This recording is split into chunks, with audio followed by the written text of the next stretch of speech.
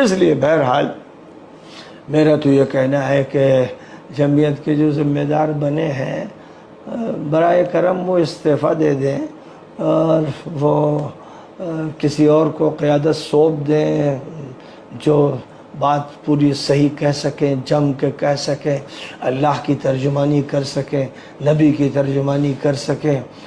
جو ایسی بات کر سکیں ان کے حوالے کر دیں اور خود اب فکر کریں اپنی آخرت کی، اپنی قبر کی فکر کریں۔ بہت دن ہو گئی سیاست، بہت دن ہو گئی قیادت، اور یہ قیادت اب چلنے والی نہیں ہے، لیکن نئی قیادت کی ملت کو ضرورت ہے، اور ضرورت ہے کہ وہ بات کی جائے جو بہرحال قرآن کی اور سنت کی ترازو پر پوری اترتی ہو۔ مولانا سجاد صاحب سے میں نے کہا تھا کہ آگے بڑھیے اور آگے بڑھ کر اور نوجوانوں کی ایک ٹیم تیار کیجیے اور پوری انسانیت کو سامنے رکھتے ہوئے، پورے ملک کو سامنے رکھتے ہوئے بات کو لوگوں کے سامنے پیش کیجیے اور اکٹھا کیجیے، اور وہ بات کہیے جو حق پر مبنی ہو، سچائی ہو، جس سچائی کو ماننا پڑے، سب کو ماننا پڑے کہ بات سچ ہے۔ یہ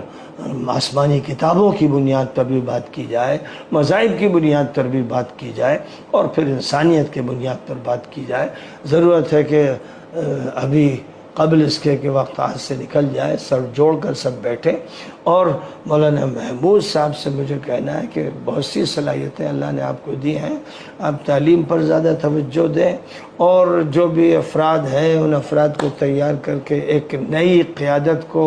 ملک میں سامنے لائیں جو مسائل کو، ملت کے مسائل کو سمجھے اور قرآن اور سنت کا صحیح فہم رکھے اور اس فہم کی بنیاد پر بات کرے۔ اسد الدین اویسی صاحب سے مسلسل میں نے اپنی ملاقاتوں میں یہ کہا کہ آپ پوری ملت کو سامنے رکھ کر قیادت کا کام کیجئے، اور ساتھ ساتھ جتنے کمزور طبقات ہیں ان کو جوڑیے، ان کے پاس پہنچیے، قافلے لے کر پہنچیے، گھر گھر پہنچیے، در در پہنچیے، اور بات وہ کہیے کہ جس سے ذہنوں کو بھی اپیل کیا جائے اور دلوں کو بھی موہا جائے، اور نبی آخر الزمان حضرت محمد مصطفیٰ صلی اللہ علیہ وسلم کی سنتوں کا اتباع کیجیے، ایک ایک سنت اختیار کیجیے، اخلاق کی بھی، معاشرت کی بھی، اور عبادت کی بھی، اور ہر پہلو سے جب ان کو اختیار کریں گے تو صحیح معنی میں قیادت ہوگی۔ بہرحال